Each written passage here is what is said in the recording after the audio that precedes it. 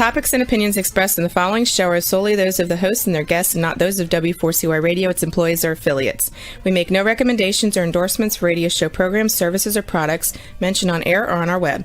No liability, explicit or implied, shall be extended to W4CY Radio or its employees or affiliates. Any questions or comments should be directed to those show hosts. Thank you for choosing W4CY Radio.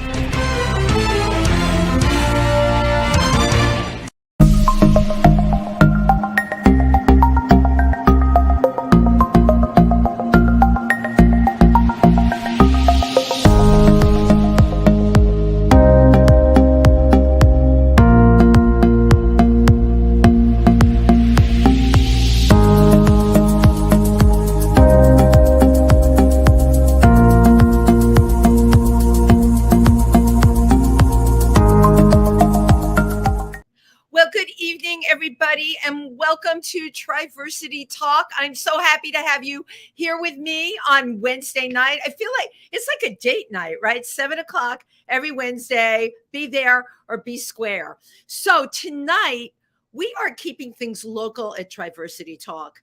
As you know, Triversity Talk was named after our LGBTQ organization based out of Milford, Pennsylvania. And although now this show broadcasts all over the country, it really did start in Milford. And we have some incredibly dynamic people that are doing everything they can to make a difference. Our guest tonight is somebody I've wanted to have on for a long time. She is a board member of Triversity. She has a voice, and now she's using it to help the most marginalized people in her community. As a regional organizer, Northeast Pennsylvania for Red, Wine, and Blue. I just love that, Red, Wine, and Blue, and she's going to be talking to us about that. She's become an active organizer in the pushback against banned books and extremist voices at school board meetings. She's also going to share with us her role as mom. This woman does everything. I don't know how she does it. Her role as mom and why using her voice on social media is no longer enough. So please give a big welcome to Amanda Pauley. Hi, Wendy. And there you are. How are you? I'm great, Amanda. Thank you for coming on the show tonight. So excited to have you here. I have so many things I want to talk about with you. And first of all, thank you for being a board member of Triversity and for everything that you've been doing. Your plate has been very, very full with activism lately. What kinds of local things have been going on, and how have you got involved with them? So locally, we just had our primary yesterday. Electoral work. I have been doing a little behind the scenes there, organizing for school board candidates and some magistrate candidates I shared values with. And then I have been doing a lot of work at the center involving HB 300, which is the Pennsylvania Fairness Act, that we hope to pass. It will be the first time in 22 years in Pennsylvania that we can finally have some protections for LGBTQ plus community against discrimination. So I'm really excited about that, and I feel really positive about that. And we have a great team on the board that is helping me and working hard on that as well. Oh, no, we do. We have an incredible team at Triversity. Can you elaborate a little bit about these protections for LGBTQ people, how this bill came about? I have to tell you, when I read about it, I was very surprised because, and so do a lot of people we know, there's been so much pushback in Pennsylvania. So how did this come to be? And fingers crossed that this bill gets passed. Fingers crossed. I know that our vice president took a activism call today. So I didn't get a chance. It was right before you, so I didn't get a chance to follow up with him about the work that we're going to do to kind of work together with other nonprofit organizations to get this through in Harrisburg.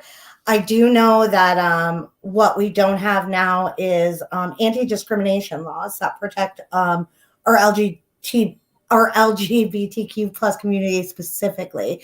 So that's why we are really pushing for this. And we feel really positive about this. So putting pressure on our senators now. I call every day. My alarm is set at 9:30. I call every day my local senators just to remind them I want them to support this. And I send them an email. They're like, oh my gosh, it's Amanda Pauly on the phone. Tell her I'm busy. Yeah, they should know who we are.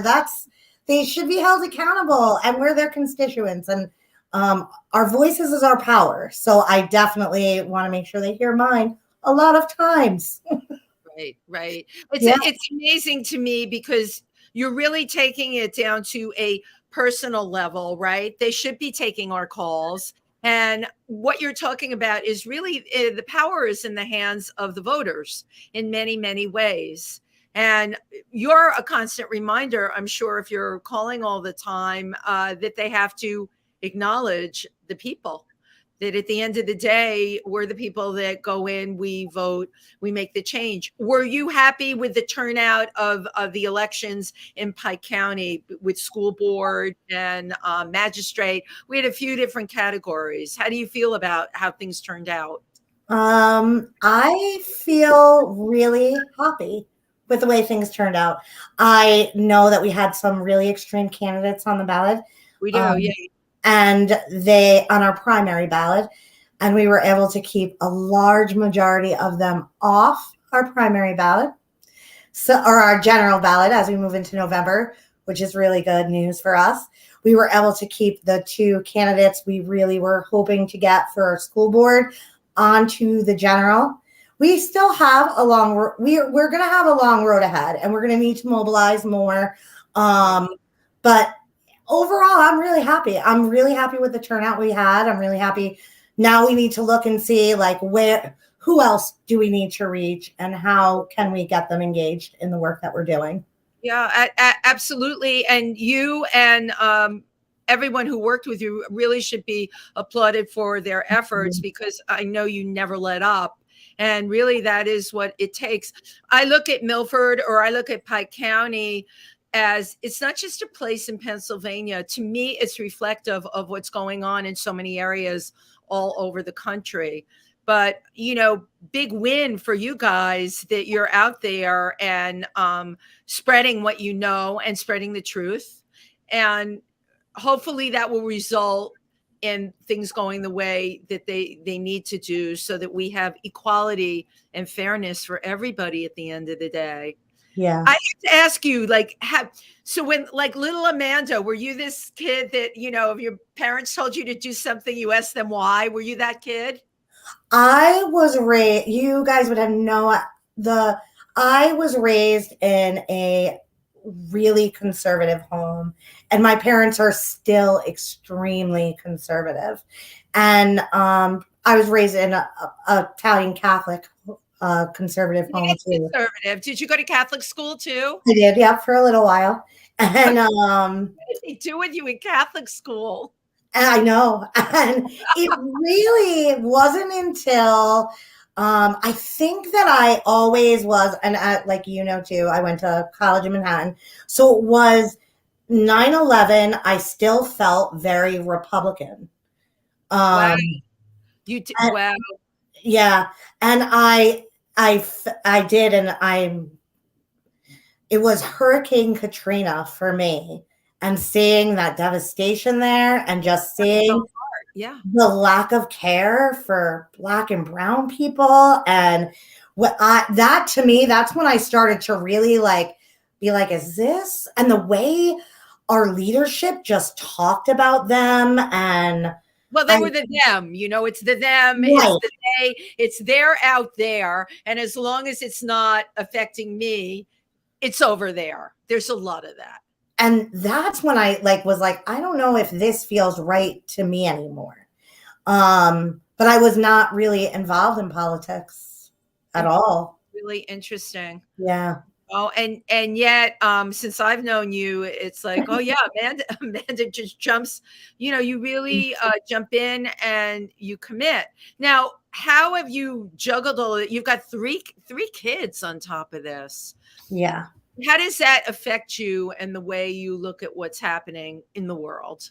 Well, my 28-year-old graduated from Delaware Valley in 2013, and she came out lesbian in, I think she was 22. And the way she told me was, me, liberal me, was, Mom, I think something's wrong with me. And that broke my heart, because there was that feeling that something was wrong with her. And it had nothing to do with the way that we treated her, but the way the community the way she felt in the community. As a mother, right? When you hear that something's wrong with me, like you do a double take. You're like, well, wait a minute, and there's something very wrong that the community made her feel that way. Because let's go back to 2013. We can talk about what was going on in the country then. It was, as we say, the calm before the storm. Yeah. And it was before everything hit the fan. And yet she felt that way back in 2013, and things were very different. Not that they were perfect, but they certainly were not charged up the way they are now. You didn't have an agenda making LGBTQ kids feel less than. Yeah, there was bullying and all of that, but you didn't have school boards being infiltrated. There was always a little of it, but nothing like what we're seeing there. And nothing like nationwide basic human rights being taken away. I can't believe what I'm seeing, but we all have to sit back and say, yes, this is believable and this is happening and this is not okay. We got to push back. So do you think your own child was intrinsic in your realization of what was going on? She was my realization in that, that it was happening here, because I grew up on Staten Island, and it was so diverse. So I didn't see a lot of the things that we saw here, like separation and a lot of the stuff that happens in rural communities I didn't see and wasn't familiar with, and I didn't want to be part of. Like, I wanted to be a dance mom and a soccer mom, and like I wanted to just keep my head down and do those things. And it was until I saw that she felt like in our community she had to hide who she was, that I knew that I wanted better for not only my own child, but for like other children. Absolutely. And then as we headed into 2016, my good friend, who will probably watch this, was so scared. And I was like, what are you scared of? When you're from like, we see guys like Trump all the time. Like, I'm not falling for it. Right. So when you come from an urban area, if you come from New York or a major city, right, you have diversity, you have all different political views, and it's all good. It's all okay. You don't hear the crazy. Yeah. It was around 2016, crazy started to explode. And by the way, you had mentioned, earlier Republican, right? My mom was a Republican. I grew up with a very left Democratic dad and a very right-wing Republican mom. But there is nothing in my mom that would have ever had her endorse the hate and the polarization that happened during his administration. I didn't know those type of Republicans. And what's happened, and I talk about this all the time, that word or that party is just a completely different thing now. So they're using, right? We heard that terminology, fake news. Well, now it's a fake name. Republicanism, what they're calling, that's fake, because it's not. It's a whole other agenda. But again, with fake news, or if you tell people that the color orange is really purple, if you pound people over the head enough with it, they'll start to believe it. And I think what you're seeing now in this country, the insanity, has got a lot to do with that. People have lost their ability to, you want to slap them half the time and say, wait a minute, no matter what party you're on, listen to what you're listening to. You're being told we're getting rid of Black history. You're being told you can't say the word gay. And then there's a whole list of things connected with it, blasphemous things, and yet people that should be questioning it aren't. So that brings people like you to the foreground who say, hey, this is not okay. Yeah. And I think a lot of the work that we do at Red Wine and Blue is to connect women like me. Like, we're not always politically engaged, and we don't know how to get started, and we don't know, but we have a voice, and we're angry, and we know. What I find a lot is that we don't get started because we don't know how, or you can't get organized, or we think someone else is doing it. Like, why isn't I remember being like, why isn't anyone saying anything? And then like realizing I'm the one that has to say the things. I'm the one who has to like go to the school board and say the things I want them to hear. There's no one else that's going to do this for me. I have to be the one that does it. So once I was able to get involved with Red Wine and Blue, they were the first group, I think, that made me feel like not alone in this culture war that we were seeing. And how did you, first of all, until you had mentioned Red Wine and Blue, I sometimes say, people say to me, you seem to know everything. I know a lot of stuff. I had no idea who they were. And you were the person that turned me on to who they were. And then, of course, I Googled and I'm like, oh my God, this is like incredible that this is happening. But how did you first find out about Red Wine and Blue? I'm involved with a local action group called Delaware Valley Action. And yes, I love them. And the director of DVA sent me an article and said, because he could see me being so vocal behind my keyboard, and he sent me an article and he said, look at these women. And it was Red Wine and Blue. It was our founders and now my bosses. And I immediately like looked up, like, these people are doing exactly what we need to do here. And we offer training courses, like we call them troublemaker trainings. And that night they had a troublemaker training. And me and a friend took it. And the next day we started our Facebook group. And it was like 5 of us. And it grew to be 125 of us. And we continued to learn. And it was the only way I knew how to organize was a way that I learned through Red Wine and Blue. And then in the meantime, when I was organizing, I met people doing electoral work, like our vice president, John Hellman, who has been a giant inspiration to me, and Taylor James. And we were able to form this community, like this giant community of powerful giant community where each one of you, like I've known John. I knew Taylor from way before. I didn't know what Taylor's opinion was on anything. He's our executive director now. John, I knew, I had met, but I watched all of you suddenly mobilize, and it was really quite an incredible thing, because that is what it takes. It takes, and you know this, the like-minded all coming together and moving out from there. Yeah. And then when we saw what we were capable of doing together, and then like, we're so much fun, right? Like, we're so much fun. So we were having fun and we were doing really hard things. And we have this community to vent to and to lean on and to rely on. It made this work a lot easier and a lot more rewarding. Right. Well, because you're all like-minded.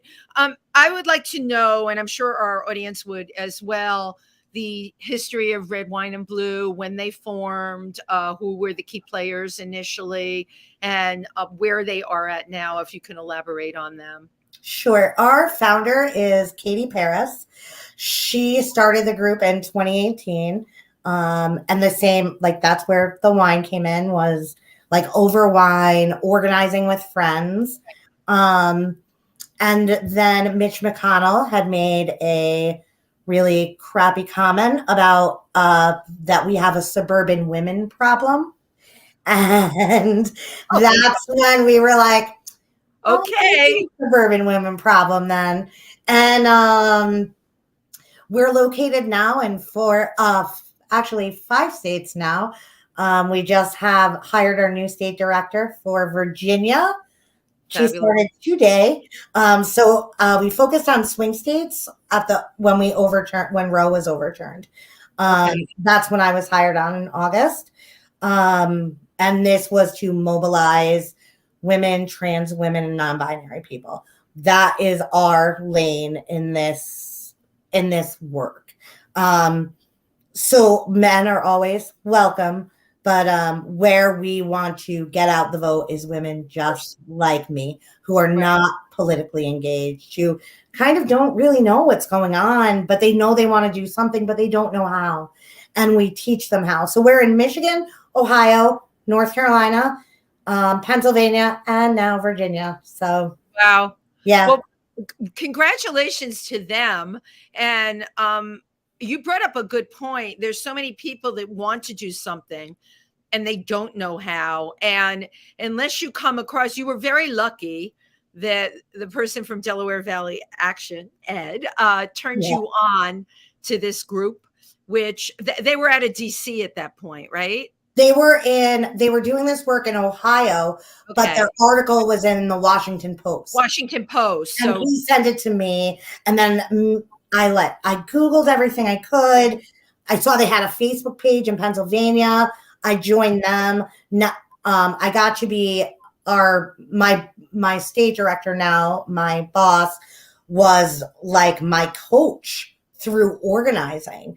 And I will always credit Red, White, and Blue for saving our community, like helping us get started and giving us the resources we needed to organize against cookbans.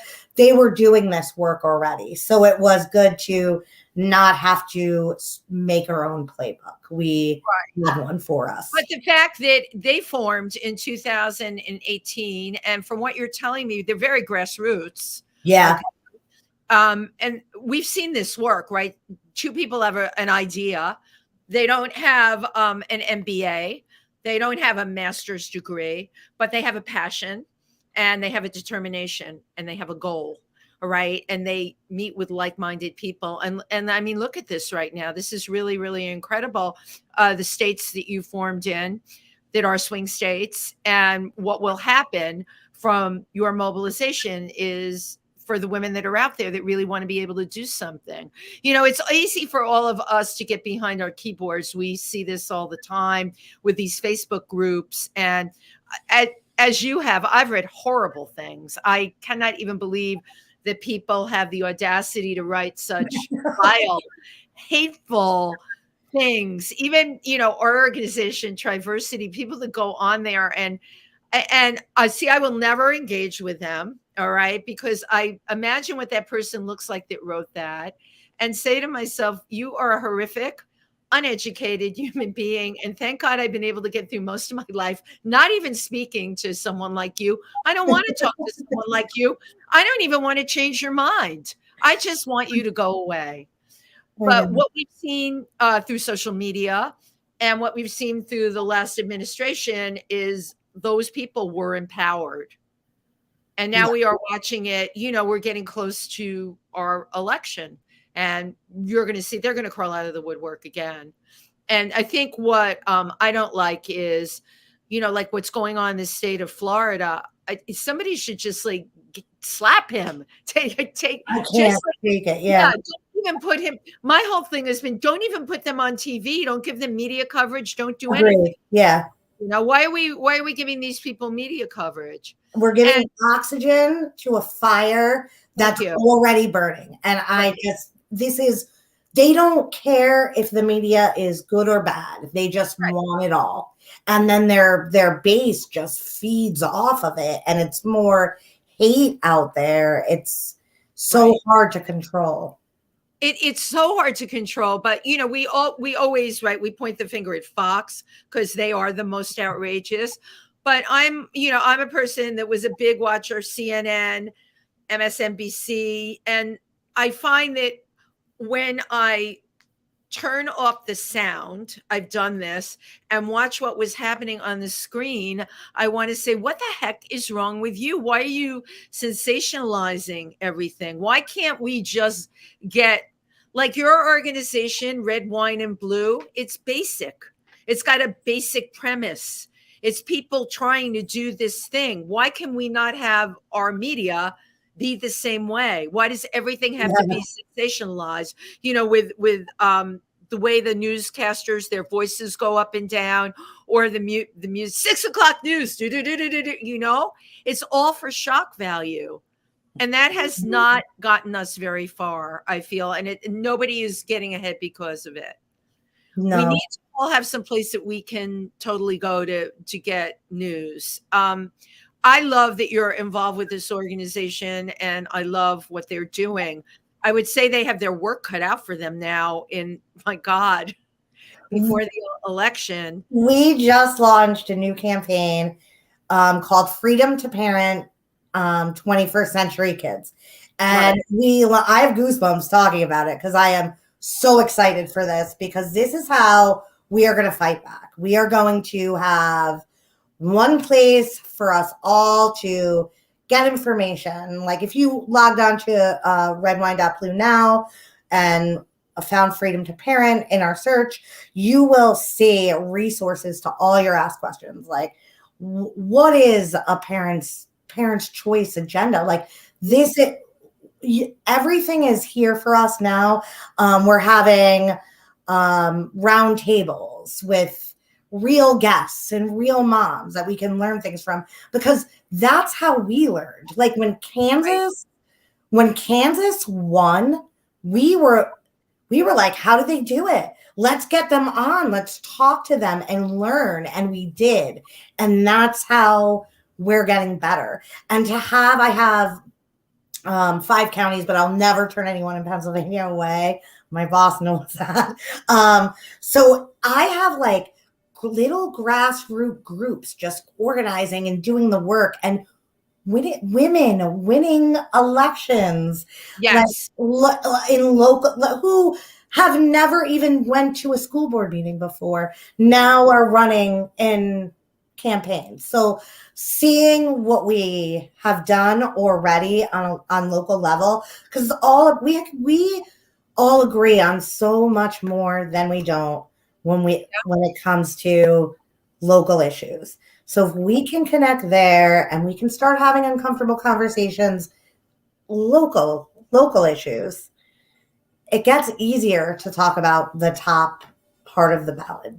Well, and it starts with the local, right? And then it expands into the national. And that's what people have to realize. You know what's happened, Amanda? We see people that just feel, I talk to people all the time. Oh my God, it's such a mess out there. I don't even know where to start. I don't feel there's anything I can do. Now the school board is trying to take away books that I think would be good for my kid, and they're saying no. And then that parent will go to a school board meeting, and there'll be extreme people at that meeting that will say, oh my God, stuff that really, I watch the school board meetings on YouTube, and I'm like, damn, I wish I had the time to edit this into a documentary. I'm not kidding you. It would be such an incredible film, and it would be indicative of a lot of the school board meetings all over the country. But the stuff people say, the insensitivity, the lack of knowledge, and then of course throwing religion into it. We're talking about public school, and they are trying to take down public education. Yeah. And this is where a lot of where it bothers me the most. And I have a 17-year-old as well. And he was at the center today hanging out. And my son is a straight white kid, and they know what's going on. People think like they don't care or they don't know. So when you're at a school board meeting, not you, but like when these extremists are at a school board meeting and they are saying horrific stuff about the community his sister is part of or his friends are part of, Yes. it is really hurtful and really hard to hear. And especially in rural areas like ours, where we don't have access to good mental health care, and these kids can't go to their parents. Like my daughter came to me years later. They have no safe point. You're like a good supportive mom, and your daughter came to you years later. She carried these negative feelings around with her. You have to think how many kids out there is this happening to. I lose sleep about it, Wendy. Ask, like, Taylor knows, like, I lose sleep over the lack of access to care we have, Right. and the amount of kids who don't feel safe, and where will they go? Right. That is all. I meet moms every day that are dealing with issues in their schools, and I help them to find resources. That's a lot of what we do at Red Wine and Blue too, is steer people to resources that can help them if we can. And they will the amount of help we need in this state is the reason why I will continue to always do what I do. And when you're working with a mom of a trans kid who is young, or a high school trans kid, they don't, in rural areas, they cannot use their voice because they don't feel safe. They don't feel safe for themselves or for their child. And to be able to be their voice for them has been nothing but an honor. And I hope that I am able to give it justice. And I can never imagine living that way. The first time I ever had to advocate for my child was during COVID. And you know how loud I was, Wendy. Yes, I remember. I remember, but it was okay. So yeah, we came out of that bad 4 years, and then basically then we went into COVID, right? It's been a real shit show for a long time now. And you brought up a good point. In rural areas, a lot of the kids don't have access to the mental health support or just the support on any level, and they're really kind of hung out to dry. See, I am forever optimistic. What I would like to see, I would like to see a government that actually put programs, the things we're talking about. And it's amazing you discovered Red Wine and Blue, because they're filling in a huge gap. All right. But I would like to see the government get involved. All right. The same way they set up, the Office for the Aging, or the Office for this, or the Office for that, the Office for Adolescents. Okay. Where the issues for these kids are addressed and they're hooked into resources, hotlines. Are you struggling? Here's a number that you could call. All right. Because even though rural areas, to your point, they're lacking resources, we have the internet now. And the one thing all of us learned during COVID, we were able to connect with people anywhere. Right. So why is there not that kind of setup, where a parent can dial in, talk to a counselor, where it's subsidized, have the kid come on and talk to the counselor. We don't have that kind of setup at all. So everybody is feeling very isolated and very alone. Now, the first time you went to a school board meeting, like, what was that like for you? Because I only started hearing all this stuff, I would say in the past, what was it, like the past 2 years, where it really went on fire? My first school board meeting was after transphobic comments were made by a school board member. It was scary. We pulled up. I had my older daughter with me who had written a letter to read about her experiences at DV. And there were trucks in the parking lot that were, Confederate flags and F Biden. And she didn't end up going inside. I went inside. Of course. Right. And it was scary. It was during COVID, so no one was masked because, DV didn't care. Right. They lost a couple of bus drivers, but, who's counting? Yeah. And it Oh, was scary, but I had reached out to Triversity and they were always there for Right. us when we needed them. And they were there. We had a Title IX expert there from our local community. And if you what Title IX is that don't know. Title IX is federal funding. Schools get for discrimination, inclusivity, and it is important that we follow the rules of Title IX to keep our funding. And our school was not doing those things properly. Clearly, now they are. Yeah. Now they are. What do you think was pivotal in turning that around? We had a huge, I think, they didn't know a lot of what to do. So they didn't know they had to have it had to be easily accessible on their website, that students had to access it, that they had to have a Title IX coordinator. They didn't know any of this, which was scary. But now they do, and all of that stuff is available on the website and easy. Right. But there are schools, and I have coworkers out near Pittsburgh where they are not going to accept federal funds anymore. So they will be able to discriminate freely.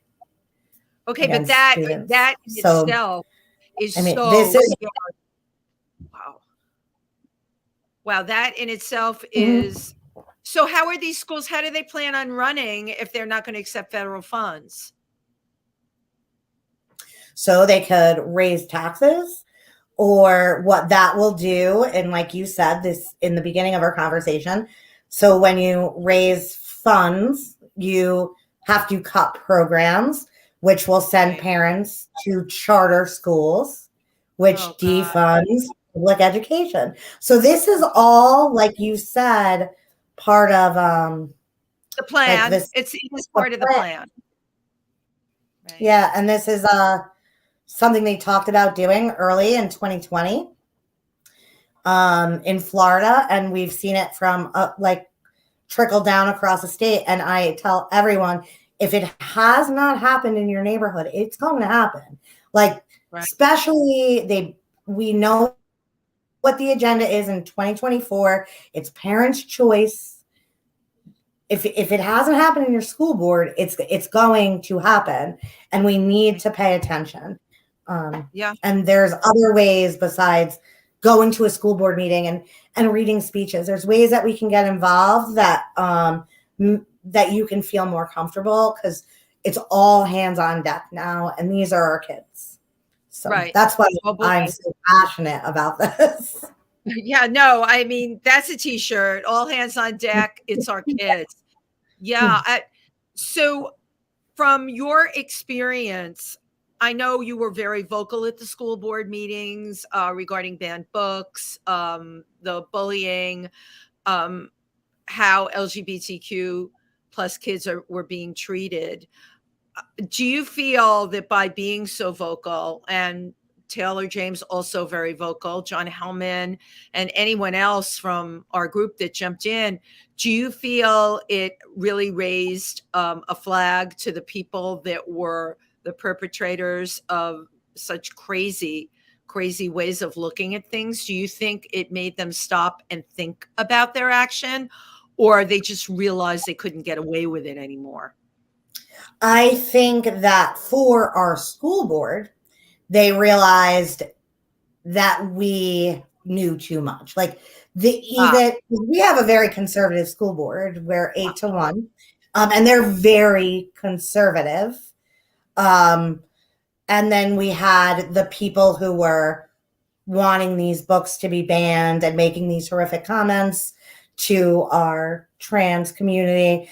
And it was, we got a lot of people together, and we empowered a community when this started to happen. And I think the conservative side of the board that we have on now just didn't want to see this happen in our schools. I do think they would have went with that pushback despite what they're saying. Like, I think that they would have absolutely removed books had we not shown up. I think they can't, like Title IX covers that our kids can use bathrooms. Like, I don't know why this is a thing that we have to talk about, like where kids go to the bathroom. It freaks me Right, out. but if Title IX is not being enacted in the school or it's being ignored, I mean, Title IX was put in place to address those things. But if no one is quote unquote watching the store, and a lot of what I'm getting from you around the country, they're like, the hell with Title IX, ignore it. And the thing that you just told me about, they don't care about federal funding. Oh my God, it's really scary. Yeah, what we hear at school board meetings from the other side is they don't want federal funding because then we have to follow guidelines, which are God forbid. I mean, yeah, right. And a lot of these guidelines protect everyone, like kids with special needs as well. So when you're removing the federal funds, it's not just LGBTQ kids that will be hurting. It is the entire community. And what we've learned is that schools that have safer policies for the LGBTQ plus community are safer all around for every student. So to not do those things is clearly a political decision. It's really mind-boggling that this is happening. But, some of what we've discussed here tonight is really about empowering people, all right, that if you think what's going on out there is crazy, no matter what side of the fence you're on, we're talking about basic human rights. We're talking about empathy, sensitivity, taking LGBTQ rights away and taking away the rights of physically challenged or mentally challenged children. How can anyone put their head on a pillow at night knowing that they're responsible for that? But so many of us will say that when we're at school board meetings, and I just think like it's me, and I'm so lucky to have the people that we do have that show up. But me and one other person are the only parents of kids in the district there. And I think like, where are you guys? Like, why? I am so insanely busy and there are 1 million things I would rather be doing. And it's hard here in Pike County because when we're organizing in the other counties that I am involved with for Red, Wine, and Blue, I don't sense the same pushback that I sense here. That's interesting. Yeah, like where people just don't want to be involved. And we can't blame them because we don't just have groups like Moms for Liberty. We have different groups here that have the same ideals, but are even scarier. So I can't blame them, but at the same time, like we need someone to have our backs. So if like, what else how else can you help? And we've had the community members who donated all those banned books for it was great. I remember when she called up, she's like, I have a whole bunch of banned books. It's like, great, bring them to Triversity. We have a really good banned book library if anybody wants to read any of them. And they've been coming in. Like, I went to borrow a book today and it was gone. I was so happy. So like, people are borrowing our books, and that's great news. I think too, like letters to the editor are always such like a huge help here in this area. Letters to the school board just saying like, hey, I'm a parent and this is bad policy. There's so much you can do besides just attending a school board meeting. And I'd love to see more local engagement with that. Right. Can I ask you in terms of, because now you're bringing up some strategies, and red wine and blue, I'm sure created, right, strategies. What Yes. are some of the strategies to get people involved? Maybe they won't go to a school board meeting, but what could you suggest someone could do? All right. Let's say both mom and dad, many parents are overwhelmed, and you're talking about rural areas where both parents are working and still barely making it. I don't have to tell you about even where we are in Pike County, the rents are ridiculous. I Yeah. don't understand how families can do it. It's very, very hard for them. So for someone that has very little time, what would you suggest a way of them being able to involve? So we are big on relational organizing. And it's friend to friend organizing and digital marketing. So share a post. Yeah. Share a post with a friend, or like yesterday I said to like my volunteers who are getting out the vote, like, remember who's the last person you texted them in your phone. Like, do they know who the candidates that you're voting?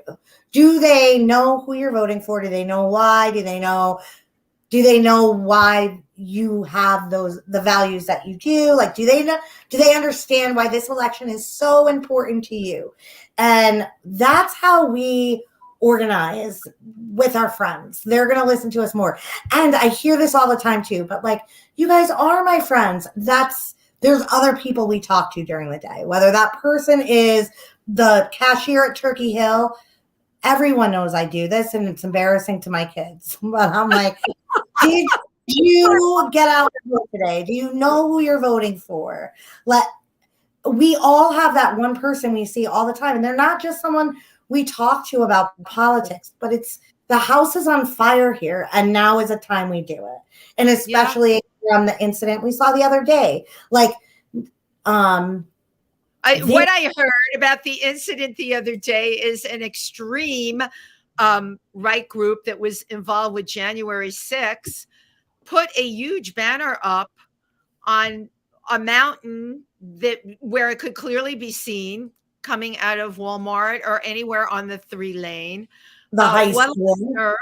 what a lot of nerve in the first place. How did you handle that?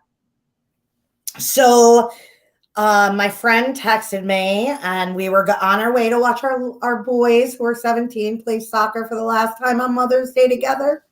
And our plan was to like not have to handle this. Our plan was to like drink mimosas and celebrate our older boys. So she texted Mother's me. Day, Mother's Day was happening, right?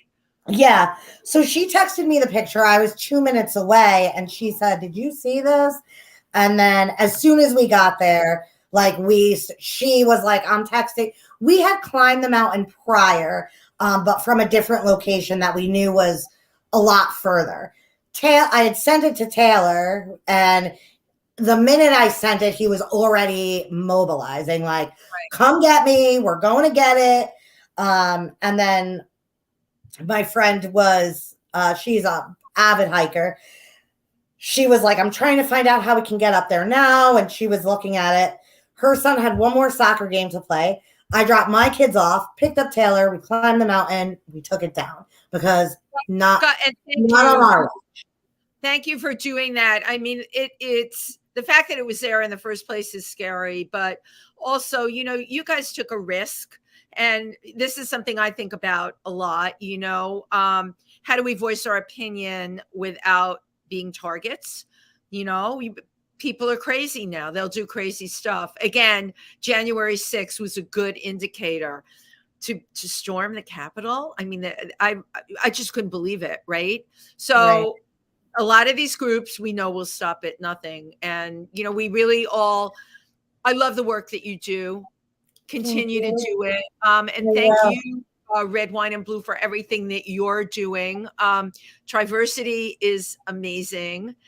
And, I guess we can just keep moving it forward. I do this show because these are my opinions, and this is my way of getting what I feel out there, and people listen, and you said it, even if it's just sharing a post, if it's just sharing a comment or a post, we can do something. We all have power to do something. Amanda, we are like down to the wire here. You get to say like one last thing. Oh, by the way, John Hellman said hello. He came in on the comments.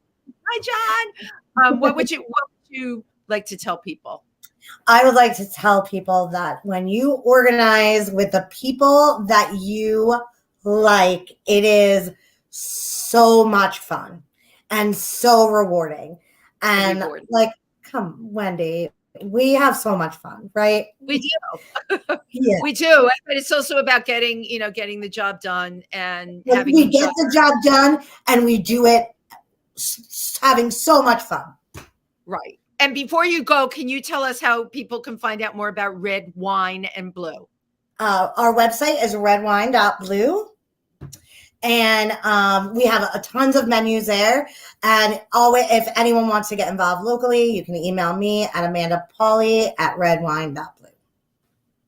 Okay, cool. And there's also a Facebook group. Yeah, they can find Red Wine. Pennsylvania, it's Red Wine and Blue, Pennsylvania. Amanda, thank you so much. I do one quick thing before my guests leave. And of course, I'm a minute over because I'm always a minute over. I take a picture, say cheese. And one more. And there we go. Thank you so much for being here tonight. Thank you for everything that you do. Good night, everybody. We will see you next week. Good night.